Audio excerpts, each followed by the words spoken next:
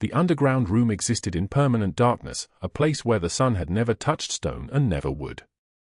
Cigar smoke hung so thick it seemed to have weight, pressing down like a physical force, and the green felt of the poker table glowed under lights that cost more than most people's annual salary. Stacks of cash lay scattered across the felt, hundreds of thousands of dollars arranged like paper monuments to power. Armed men stood at every corner, shoulders broad as doorways, weapons visible and deliberate, a silent reminder that this room belonged to a world where fortunes changed hands and debts were paid in more than currency. Aleandro Bianchi sat at the head of the table, 6'2" with shoulders that filled the space around him like water filling a vessel. His dark hair showed silver at the temples, and a scar ran from the corner of his left eye down to his cheekbone, a map of violence carved into his face when he was barely 23 years old. His hands, those hands that had signed names into darkness, that had broken men with nothing more than a gesture, lay flat on the table beside stacks of chips worth more than small houses. He wore a black suit tailored in Milan, the fabric worth more than everything Sofia Reynolds owned, and beneath it an open white shirt that showed the edge of a tattoo across his chest. A gold Rolex caught the light on his left wrist, and his eyes, dark as a winter sky, held the cold focus of a man who had spent 28 years building an empire on loyalty and fear. He did not smile. Men like Aleandro Bianchi had forgotten how to smile the way other men did. What he did instead was watch, always watching, his gaze moving across the table, across the faces of the men who had gathered to test their luck against him. Vinny stood to his left, broad-chested and scarred, his jaw working at a piece of gum with the rhythm of a metronome. Franco occupied the space to his right, younger by 8 years, with tattoos running down both arms like a record of every life he had ever taken. Neither man looked nervous. Neither man ever looked nervous. The clock on the wall showed 11:41 in the evening. Outside the mansion, San Francisco's fog rolled through the streets like something alive, cold and patient and determined. Inside this room, there was no outside. There was only the green felt, the stacks of money, the smell of imported cigars, and the weight of a silence that had learned to breathe. Then the child collapsed. Emma fell beside the table like a doll with its strings cut, her small body hitting the marble floor with a sound that seemed to echo forever. She was 7 years old, with dark curls and her father's eyes, and in the space of one heartbeat her lips turned blue. The men froze. Hands that had pulled triggers without hesitation became useless. Guns that had never failed their owners seemed suddenly like decorations, beautiful and pointless. Aleandro could not move. Could not breathe. Emma. The daughter he had been told was dead, sold by his own brother to enemies in a betrayal that had cost him everything except vengeance. She had been gone for 2 years, 2 years of darkness and searching, 2 years of holding her memory like a blade through his chest. And now she was here. And now she was dying. The medical kit hung on the wall 14 feet away. Nobody moved toward it. Sofia Reynolds was invisible at night, as she had been invisible for the 6 months she worked in this house. She was 28 years old but looked 40, with dark hair pulled back so tight it seemed to stretch the skin at her temples, and eyes that had learned not to see too much. She wore the uniform they gave her, black dress, white apron, shoes with rubber soles for silent walking through marble hallways. Her hands were calloused from work that bent her spine and burned her shoulders, and her fingernails were broken where she had scraped dried food from plates that had held feasts worth more than her monthly rent. She saw Emma fall. Sofia moved while the most powerful men in San Francisco stood paralyzed. She threw herself toward the child like someone had lit her on fire from the inside, her body moving with a speed that came from somewhere deeper than training, deeper than thought. She knew CPR because she had learned it 12 years ago when she was pregnant with a child she could not afford to have.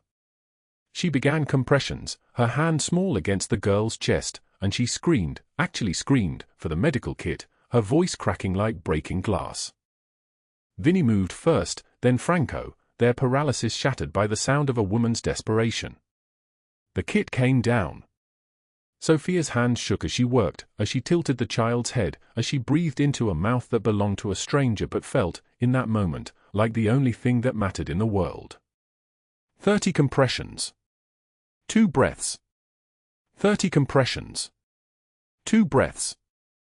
The rhythm became everything, the only prayer she remembered, the only language that meant anything. Emma gasped.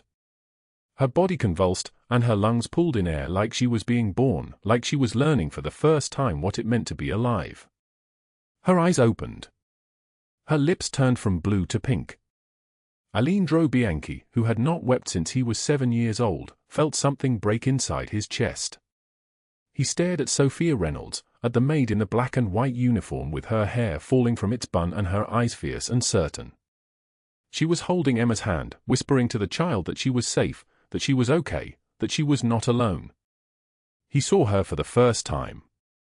Not as staff. Not as furniture that moved through his rooms with proper invisibility. But as a woman who had chosen a stranger's child over her own safety, who had screamed when every other person in the room had frozen, who had known what to do when knowing meant everything. The ambulance came at 12:04 in the morning. Sofia rode with Emma, her small hand never leaving the girl's grip, and Aleandro sat in a separate car with Vinny and Franco, both of whom exchanged a look neither had seen in 15 years, the look of men watching their boss feel something they thought he had burned out of himself long ago. 3 days passed. Emma recovered in the private hospital suite that Aleandro's money had purchased before the sun rose. She would survive. The doctors called it a miracle, something about a rare heart condition that had never been properly diagnosed, something about luck and timing and a woman who knew exactly what to do. Emma called Sofia by a name she had never given anyone else. She called her the one who held on. 3 days, and then Douglas Hale arrived at Sofia's apartment building with someone he should never have met. Margaret Harrington wore money like other women wore perfume, expensive clothes that fit perfectly, diamonds that caught light with mathematical precision, and a smile that had learned to be cruel.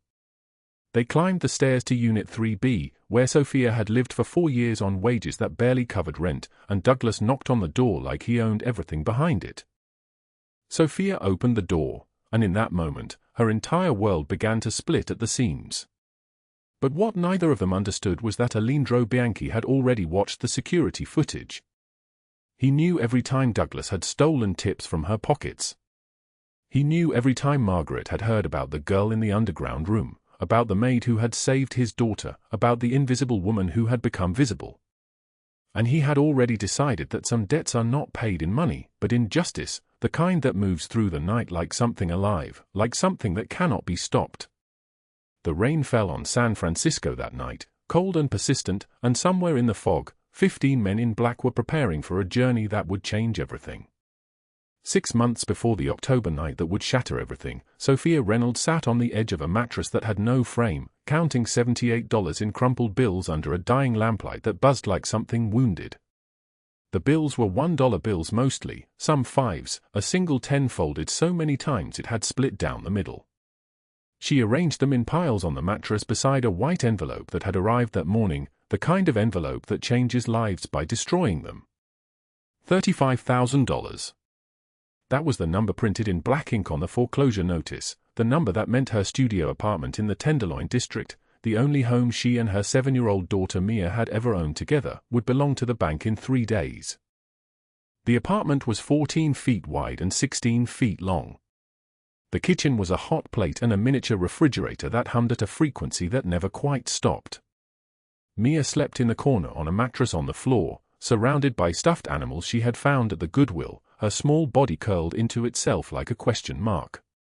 Sofia had tucked the blanket around her an hour ago and then sat down to do mathematics that had no solution. $78. Rent was due tomorrow. The electricity bill was 3 weeks overdue. Mia needed winter shoes, the one she wore had holes in both soles, and the November cold was coming. She folded the bills back into the envelope and placed them in the coffee can on the shelf, the one she had been filling for 8 years, penny by penny, thinking she might someday have enough to matter. The fluorescent light of the apartment building's hallway bled under the door in a thin yellow line. From the next unit came the sound of a couple arguing, voices rising and falling like a terrible rhythm. Sofia had learned not to listen to other people's suffering. She had her own and it was enough. The next morning, she left Mia with Mrs. Chen downstairs, a woman in her 70s who watched the girl 3 days a week for $30, which Sofia could barely afford. The Bianchi mansion was 40 minutes away on the bus, a journey Sofia made 6 days a week. She sat in the back where no one looked at her and watched the city transform block by block from poverty to wealth. The buildings got taller. The windows got cleaner. The people's faces got harder, their eyes fixed on phones and futures that belonged only to them. The mansion was built in 1923 by a railroad baron who had died in his sleep and left everything to a nephew who lost it all in the stock market crash. The Bianchis had owned it for 15 years. The front gate was wrought iron painted black, 15 feet tall, with a symbol worked into the design that Franco, the groundskeeper, told her was a family crest. She did not know what it meant. She did not ask questions. She entered through the service entrance at 6 in the morning and left at 4 in the afternoon, and in those 10 hours she became invisible. The marble floors of the Bianchi mansion were cold even in summer. In October, they felt like ice beneath her feet as she pushed the mop, her hands already raw from the acid in the cleaning solution, her back already aching from bending. The household staff numbered 7, herself, Franco, a cook named Isabella who never spoke to anyone, 2 security guards who sat in the front room watching monitors, and 2 others whose names Sofia had never learned because learning names implied familiarity, and familiarity was not permitted in a house this large and this full of secrets. She had seen Aleandro Bianchi exactly twice in the 8 months she had worked there. The first time was from across a ballroom during a charity event for the San Francisco Children's Hospital. He had stood with his back to her, speaking to men in suits that cost more than her annual salary, his hand resting on a glass of something amber that caught the chandelier light. He was tall, 6'3" at least, and moved with the kind of certainty that suggested he had never questioned himself about anything. His shoulders were broad beneath the suit jacket, and there was something about the way he held his body that made the other men seem smaller, like gravity itself bent around him. She had looked away quickly and returned to filling water glasses. The second time was in a hallway on the 2nd floor. She was carrying clean linens, walking quietly the way she always did, trying to take up as little space as possible. He came around the corner moving fast, and they almost collided. For 1 second, less than 1 second, his dark eyes met hers, and she felt something like electricity arc between them, a current of recognition that was not recognition, just the shock of being seen. Then he was past her, and his footsteps echoed down the marble hallway, and she was alone again, her hand shaking so badly she almost dropped the linens. The household staff whispered about him in the kitchen when Isabella left the room. Vinny, one of the security guards, had told Franco that Aleandro's older brother Marco had betrayed the family 2 years ago, had sold their secrets to the Costello organization, had believed he could use that leverage to take over the empire himself. The punishment for betrayal was execution. It had happened in the basement of this very house. Vinny had said it quietly, matter-of-factly, and Franco had nodded the way people nod when they are hearing a story they already knew, the way people nod when discussing the weather. Sofia had felt something cold crawl down her spine. She had continued washing the dinner plates and had said nothing. She had learned long ago that in a house this large, listening was a way to stay alive. At 4 o'clock every day, she clocked out and took the bus back to the Tenderloin, and the city transformed again in reverse. Poverty crept in like weather, like something inevitable. She picked up Mia from Mrs. Chen, bought $2 hot dogs from the cart on the corner, and then went to Harborside Restaurant, where she worked the night shift from 6 until midnight, 5 days a week. Harborside was on Mission Street, a restaurant that served expensive Italian food to tourists who wanted to feel connected to something authentic, to something dangerous and glamorous. The walls were dark wood. Edison bulbs hung from the ceiling like small moons.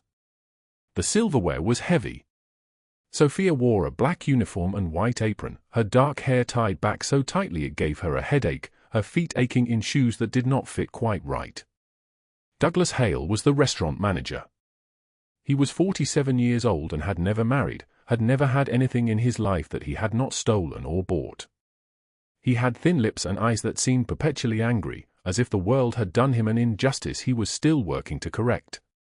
He stood in the dining room watching the servers work, and when Sofia passed with a tray of water glasses, he grabbed her wrist.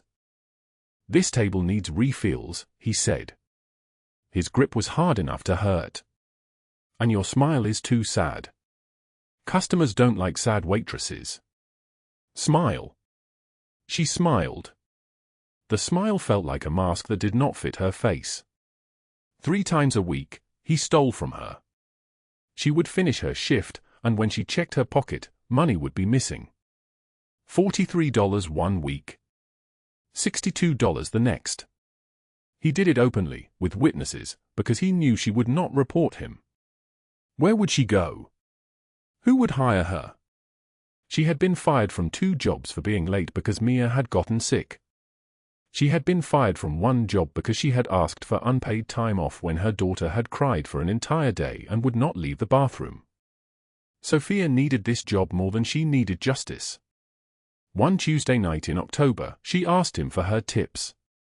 She had served 8 tables. The tips should have been at least $60. 32, he said, dropping bills on the counter in front of her. You forgot to upsell the desserts. You cost me money. I did not, she said quietly. I suggested dessert to every table. His face went red. He stepped close enough that she could smell the cologne on him, something chemical and angry. Do you know what you are? He asked. Do you have any idea? She did not answer. You are nothing, he said, his voice dropping so that only she could hear. You are absolutely nothing. You come here in your cheap shoes and your pathetic face, and you think you deserve tips. You think you deserve anything? I own you. Every hour you are in this restaurant, I own you. You work for me. You are mine. And if you ever question me again, if you ever suggest to me that my accounting is wrong, I will fire you tonight and make certain that no restaurant in this city hires you ever again. Do you understand? She understood.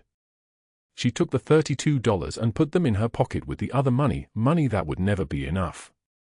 On weekends, Sofia volunteered at the San Francisco Children's Shelter, a non-profit that operated on donations and prayers and the exhausted love of people like her.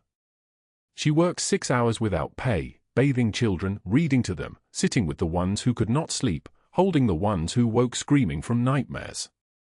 The shelter was in the Mission District, a converted warehouse with 15 beds and a kitchen that never had enough food, and counselors who had learned that listening was sometimes the only medicine available. That was where she met Emma. The girl had arrived on a Wednesday morning in the custody of a social worker named Daniel, who explained that she had been found wandering near the docks 3 days prior, that she had no identification, that her name had been given to them by a fisherman who found her sitting on a pier in the rain.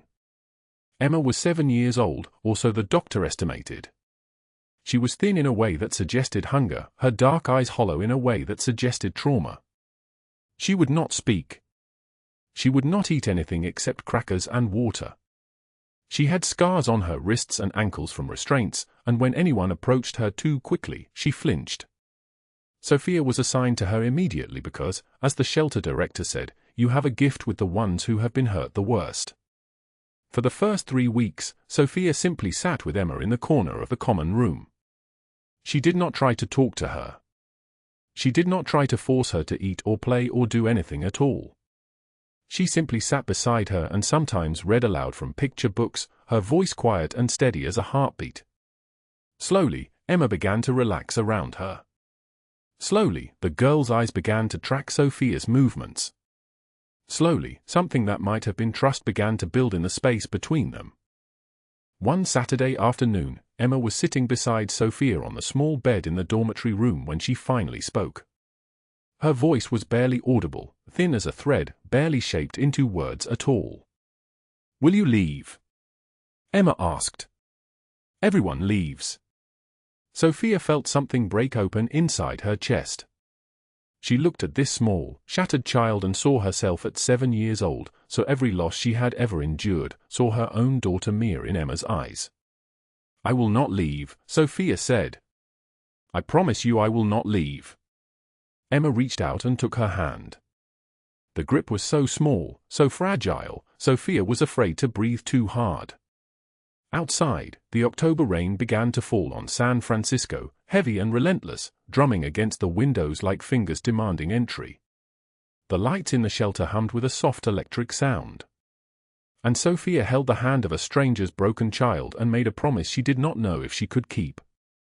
What she did not know was that this girl with Aleandro Bianchi's dark eyes, this girl who had been sold by her uncle Marco to the Costello family, this girl who had spent 2 years believing she would never see her father again, this girl who had been rescued by federal agents just weeks before, that this girl would become the doorway through which Sofia's entire world would transform. 3 weeks later, on a cold October evening, everything changed. The October wind tore through San Francisco like a blade wrapped in ice, carrying the smell of rain that hadn't yet fallen but promised to come soon. Sofia Reynolds sat on the edge of her bed in the small dormitory room at the shelter, holding Emma's small hand while the girl slept, and she thought about the conversation she needed to have. Outside, the city hummed with the distant sound of traffic and sirens. Inside, there was only the soft beeping of the medical monitor and the girl's steady breathing. Emma's chest rose and fell with the rhythm of someone finally safe enough to rest. Sofia had been watching her for 3 weeks now, ever since that night in the mansion when everything changed. The girl's dark eyes, Aleandro's eyes, had begun to lose their haunted look. The trembling had stopped. The nightmares still came, but they were becoming less frequent, less violent. Sofia understood nightmares better than most people. She had lived inside them for most of her life. What she could not have anticipated was how completely this child would transform her. Emma had arrived at the shelter traumatized and broken, a 7-year-old girl with a scar on her small arm and a story too terrible for anyone to believe. 2 years in captivity. 2 years believing her father was dead. 2 years of hands that were not gentle and voices that carried only cruelty. Sofia had not known any of this when she first saw Emma stumbling through the shelter doors in clothes that did not fit her.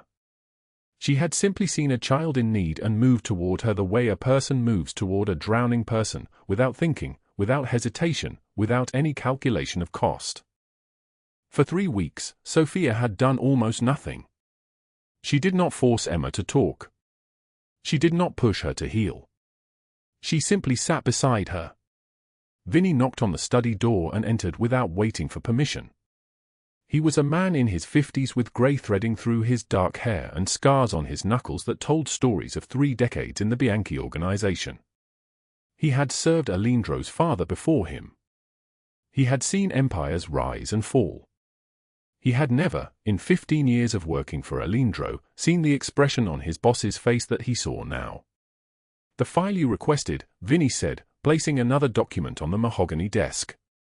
"Her employment history. Medical records.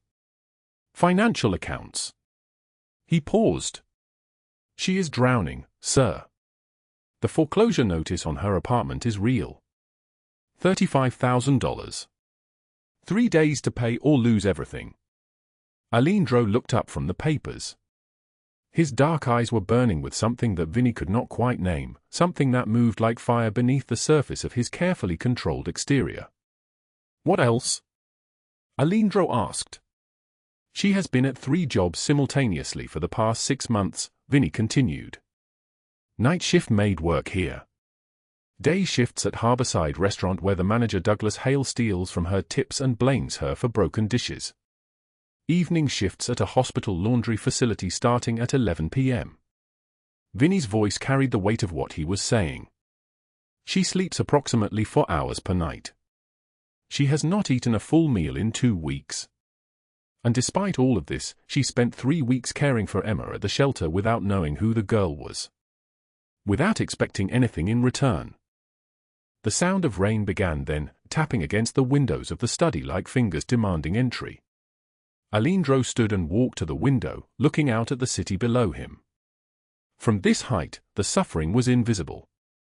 The desperate people counting dollars and rationing food and working themselves toward collapse were too small to see from up here. "Clear the debt," he said quietly. "All of it?" Vinny asked. "Everything.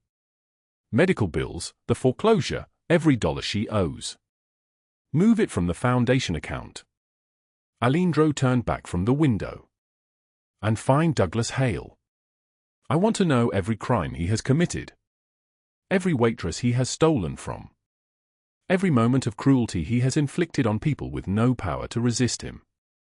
And Margaret Harrington. Vinny asked carefully. Aleandro's jaw tightened. Margaret Harrington represented the kind of enemy that was far more dangerous than street criminals. She was wealthy, connected, socially untouchable. Her family had legitimate business interests that competed with Bianchi operations in real estate and import-export. She was also, Vinny had discovered, a woman who despised anyone who rose above their designated station in life. "Watch her," Aleandro said. "Watch everyone around Sofia Reynolds now. Because if anyone tries to use her to hurt me, I want to know before they make their move." That same evening, Sofia returned to Harborside Restaurant because she could not afford to miss a single shift. The restaurant was a dim space with cracked red vinyl booths and a kitchen that smelled like grease and regret. Douglas Hale was 47 years old and looked 60, with the complexion of a man who drank more than he ate and the eyes of someone who had learned long ago that cruelty was easier than kindness. He wore a stained white shirt and suspenders that barely contained his expanding stomach. When he saw Sofia coming through the kitchen door, something predatory crossed his face. He cornered her between the walk-in freezer and the dishwashing station, places where her screams would be absorbed by noise and machinery. "Heard you got cozy with some rich guy," he said, his breath reeking of alcohol and cigarettes. He was close enough that she could feel the heat radiating from his body, close enough that she could see the broken capillaries in his nose. "Think that makes you special? You think you are better than this now?" Sofia pressed her back against the cold metal of the freezer. "Please move. I have tables to serve." "You owe me," he continued, his voice dropping to a whisper that somehow terrified her more than a shout would have. $200 for the dishes you broke last month. You remember that? When you were careless and clumsy and cost me inventory." "I did not break those dishes," Sofia said, her voice barely steady. "You broke them. On purpose. And blamed me." His hand shot out and grabbed her wrist, twisting it in a direction that made her gasp. The pain was sharp and immediate, a white-hot spike of agony radiating up her arm. "You will pay me," he said, "or you will find yourself without any job at all. And we both know what happens to pretty girls with no money and no employment history in this city. So you are going to give me $200, and you are going to smile while you do it, and you are not going to tell anyone about this conversation because no one will believe you, and because if you do, I will make sure every restaurant in this city knows you are a thief and a liar." Sofia reached into her pocket and pulled out the crumpled bills, $78 in total. All she had left in the world. She pressed them into his hand with a trembling arm. "That is all I have," she whispered. Douglas Hale looked at the money in his palm and laughed, a sound like gravel being dragged across concrete. He released her wrist, pocketed the bills, and walked away, whistling tunelessly. Sofia stood in the cold air blowing from the freezer and felt something inside her break into pieces. She had nothing left. No buffer, no safety, no cushion between herself and complete collapse. She wrapped her arms around her body and forced herself to return to work because the dinner shift had not ended and tables were waiting and people needed to be served. At exactly 3:56 in the afternoon, Margaret Harrington pulled up to Sofia's apartment building in a black Mercedes that cost more than everything Sofia had ever owned combined. She was a woman of 52 with the kind of beauty that came from expensive maintenance, blonde hair styled precisely, makeup applied by a professional hand, designer clothing that whispered power through every tailored seam. She took the stairs to the 4th floor because she did not want to wait for the elevator, and when Sofia opened her door to find this stranger standing in the hallway, something in the quality of light seemed to darken. "Miss Reynolds," Margaret said, extending her hand in a gesture that was not quite a handshake and not quite an offer of violence. "My name is Margaret Harrington. I believe we have something to discuss." Sofia did not take her hand. "I do not know you." "No, but you know Aleandro Bianchi," Margaret said, stepping uninvited into the apartment. She looked around the tiny space with the expression of someone examining a museum dedicated to poverty. "And that is the problem. You see, my family has certain business interests that conflict with his, and I have been studying the situation very carefully, and I believe you could be quite useful in resolving those conflicts." "I do not know what you are talking about," Sofia said. "Of course you do not," Margaret said, her smile sharp as cut glass. But you will. Because Douglas Hale is a man I have known for quite some time, and he has been extremely helpful in gathering information about you. He tells me you are in considerable financial difficulty. $35,000, is it not? Due in 3 days? That is a very large number for a person like you. Sofia felt her stomach drop. How do you know about that? Because I pay attention to details, Margaret said. She moved toward the window, looking out at the city below. And I know that Aleandro has already paid your debt. Such a romantic gesture. Such an investment in a woman he barely knows. She turned back to face Sofia. The question is, what will you do to repay such generosity? What will you do when I ask you to repay my family by delivering certain information that Aleandro would prefer to keep private? I will do nothing, Sofia said quietly. Then Douglas Hale will ensure you are unemployable in every restaurant in San Francisco, Margaret said. Her voice remained pleasant, conversational, the tone of someone discussing the weather. And when you are desperate enough, when the eviction notices begin to arrive, when you are sleeping on the streets, then perhaps you will reconsider my offer. She placed a business card on the kitchen table. You have my number. The door closed behind her with a soft click. Sofia stood in her empty apartment and felt the walls begin to close in. The rain outside had started to fall now, drumming against the windows like fingers demanding entry. She picked up the business card with trembling hands. Margaret Harrington. Harrington Properties and Development. A number written in elegant script. Sofia sank onto her bed and pulled out her phone. She had one person she could call. One person who had already shown her that sometimes salvation comes from the most unexpected places. Her hands shook as she typed the message, "I need your help." The response came within 30 seconds, "You have it." The parking lot was empty except for the wind, and Sofia Reynolds stood in that October cold with $43 in her pocket and photographs of her daughter scattered across the concrete like evidence of a crime she had not committed. Douglas Hale circled her like a predator measuring prey. 38 years old, thin-faced, with a scar running from his left eye down to his jaw or a souvenir from a kitchen knife fight 5 years ago. He wore a black leather jacket over a wrinkled dress shirt, and his breath smelled like whiskey and cigarettes. Margaret Harrington stood on Sofia's other side, blocking the path to her apartment, and she was the kind of beautiful that concealed something rotten underneath.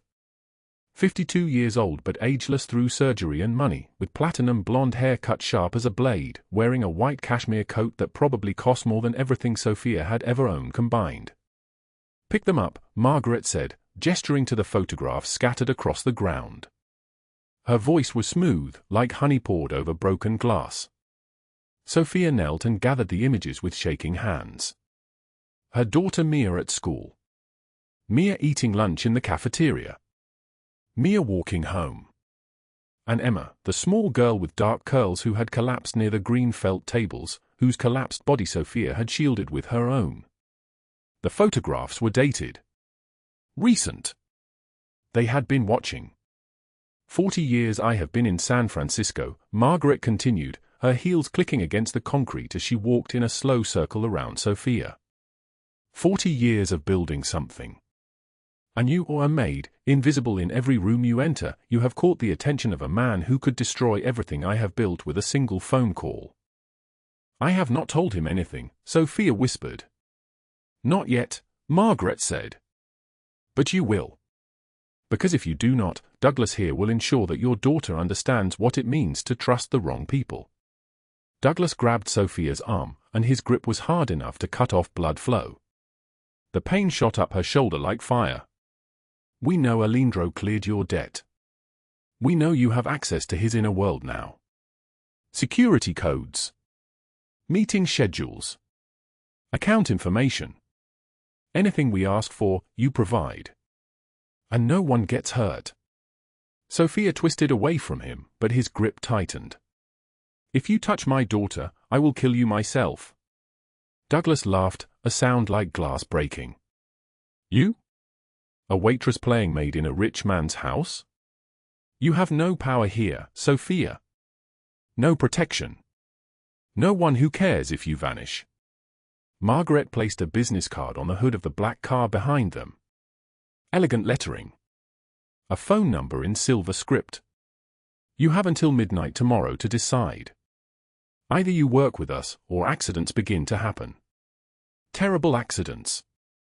The kind that make the news but no one ever solves. They left her standing in the parking lot as the sun fell below the buildings, and the wind picked up, that cruel October wind that cut through fabric and skin and bone. Sofia gathered the photographs and climbed the stairs to her apartment, each step heavier than the one before it. Inside, the studio apartment was dark and cold. She had not paid the heating bill in 6 weeks. Sofia sat on the edge of her bed and spread the photographs across the threadbare comforter. Her daughter's face. The child's face. Proof that she was not invisible after all, she was visible enough to destroy. The foreclosure notice was still on her nightstand. $35,000. Due at midnight. Aleandro had cleared her restaurant debt, but he could not buy back the house her mother had left her. The bank owned it now. In 6 hours, it would belong to strangers. She picked up her phone and her hands trembled so badly she could barely type the message.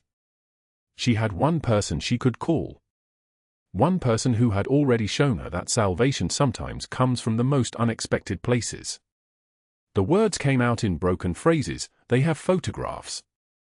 They are threatening Emma and Mia. I do not know what to do. I am so afraid. The response came in 30 seconds, one sentence that changed everything. Send me the location. Send me the photographs. Send me everything. I am coming. The clock on the wall ticked past 7 p.m. Sofia stood at her apartment window and watched the street below. Black cars began arriving at 8:15. Not one. Not two. 12 black SUVs with tinted windows pulled into the parking lot in perfect formation, moving like they owned the very asphalt beneath them. Men in dark suits emerged from each vehicle, and Sofia recognized Vinny and Franco among them, the lieutenants who never left Aleandro's side. They moved through the city like a storm front. Douglas Hale was dragged from Harborside Restaurant at 8:30 p.m., pulled through the kitchen by 2 men in suits while dishes crashed to the floor and staff scattered like insects fleeing light. His screams echoed through the alley as they loaded him into a waiting SUV. Please, he begged, his voice cracking, trembling like a small animal cornered by something infinitely larger. Please, I will give everything back, I will disappear, I will. Margaret Harrington's arrest came at 9 p.m. exactly. FBI agents with federal warrants poured through the gates of her Presidio estate like a flood. 40 agents in blue jackets, moving through the marble foyer where Margaret had once held parties for senators and judges. She stood in her entrance hall in a silk robe and slippers, mascara running in black rivers down her face, screaming about lawyers and rights and legality as the handcuffs clicked around her wrists. 40 years federal prison, the lead agent said, his voice flat and official. Embezzlement. Fraud.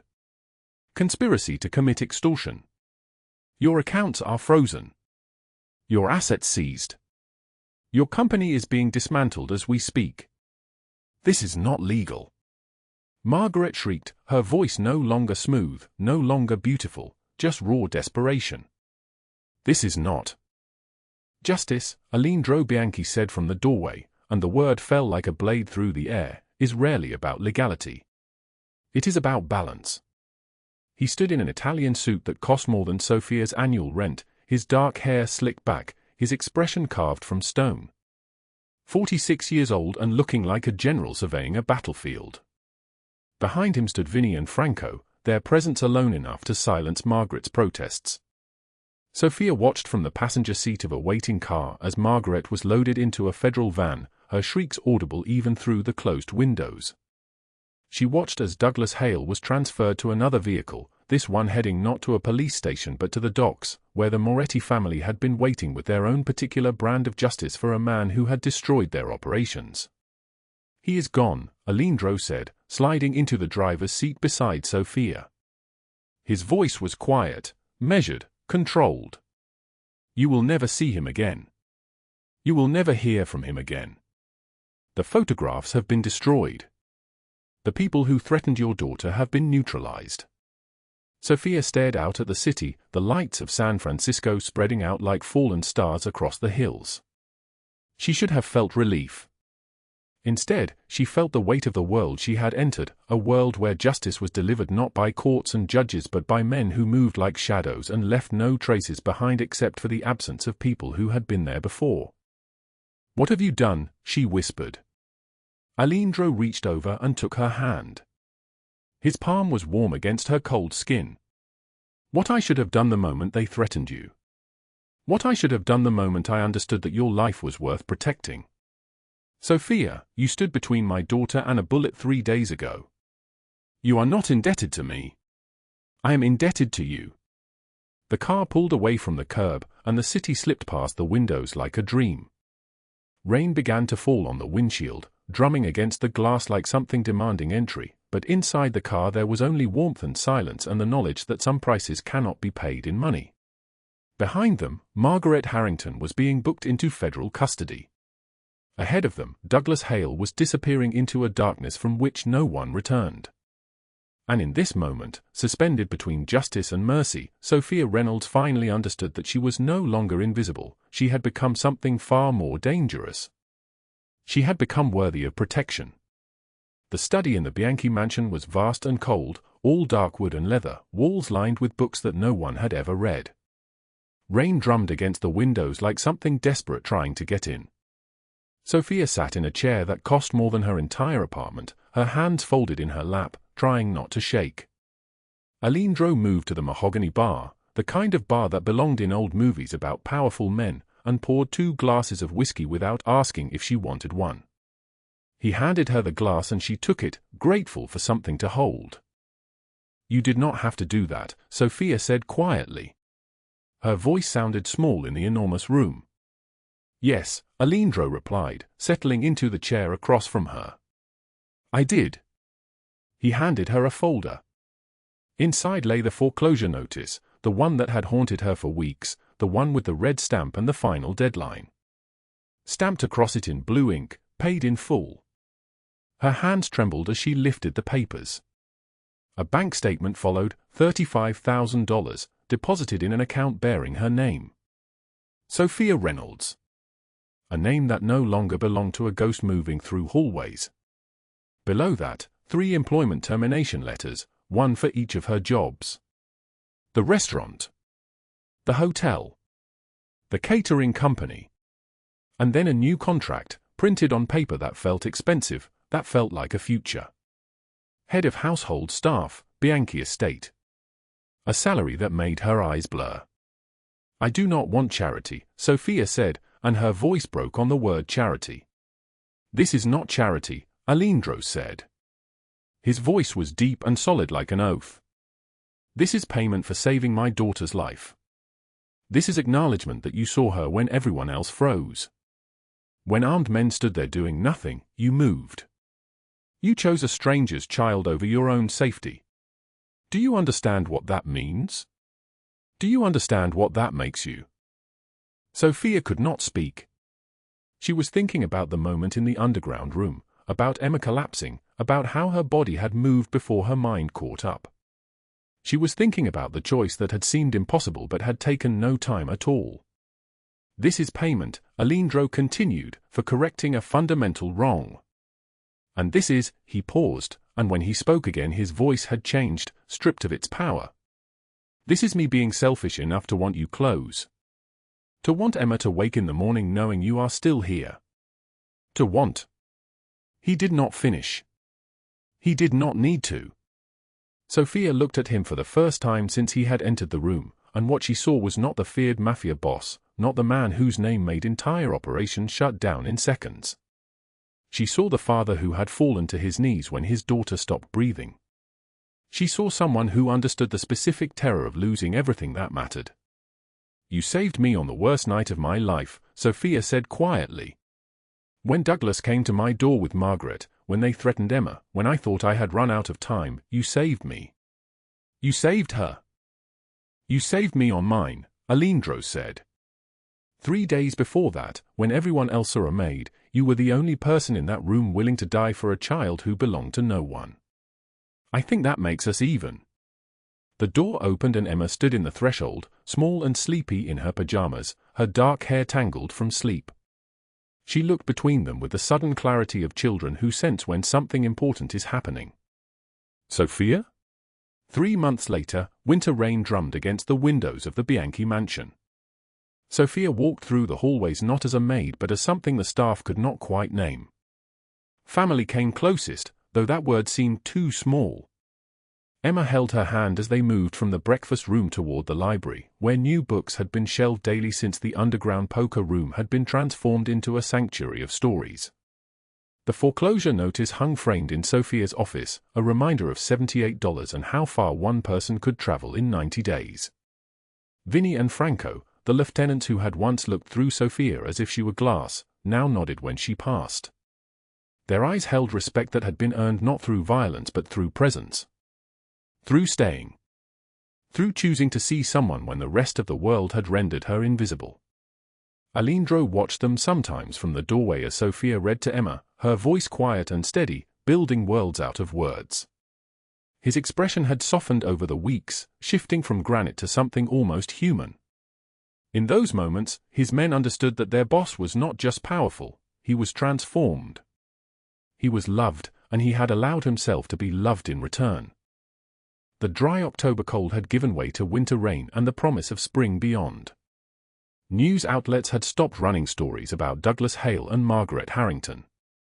40 years in federal prison had a way of making people disappear from the conversation. The mansion staff who once whispered about the maid had moved on to more interesting gossip. Sofia stood at the window of the study, looking out at the city lights spreading across San Francisco like fallen stars. Aleandro found her there, as he did most nights, and he stood beside her without speaking. The silence between them had become a language of its own. "What are you thinking?" he asked finally. "That I counted $78 3 months ago," Sofia said. "I thought that was all I had. I thought it was over. I thought Emma and I were going to lose everything." "And now?" Aleandro asked, though he already knew the answer. He had seen it in the way Sofia moved through the mansion. The way she touched Emma's hair. The way she had stopped looking over her shoulder. "Now I have everything," Sofia said. "Because you chose to see me. Because you understood that what I did came from somewhere deeper than duty. You understood that some people are worth saving. Because you chose to act," Aleandro corrected. "When everyone else froze, when armed men stood there uncertain, you moved. That was not because of anything I did. That was you. That was the person you are." They stood in comfortable silence, and outside the rain continued to fall, washing the city clean, preparing the ground for whatever would grow next. Sometimes the worst moments of our lives are doorways to our greatest transformations. Sofia Reynolds had $78 and a foreclosure notice. Aleandro Bianchi had lost everything that mattered, or so he believed. They saved each other on their darkest nights and discovered that some debts are paid not in money but in presence, in protection, in choosing to see someone when the rest of the world has rendered them invisible. After the rain, the sky clears. And sometimes miracles come from the most unexpected places. If this story moved you, drop a like right now. Share it with someone who needs to remember that their worst day might be the doorway to their best life. Subscribe because tomorrow we have another story about power, protection, and the kind of love that saves lives. Comment below, have you ever been saved by someone you never expected? Your story matters. We wish you good health, a joyful life, and days filled with peace and happiness. Thank you for staying with us until the very end. Goodbye, and we will see you again in the next video.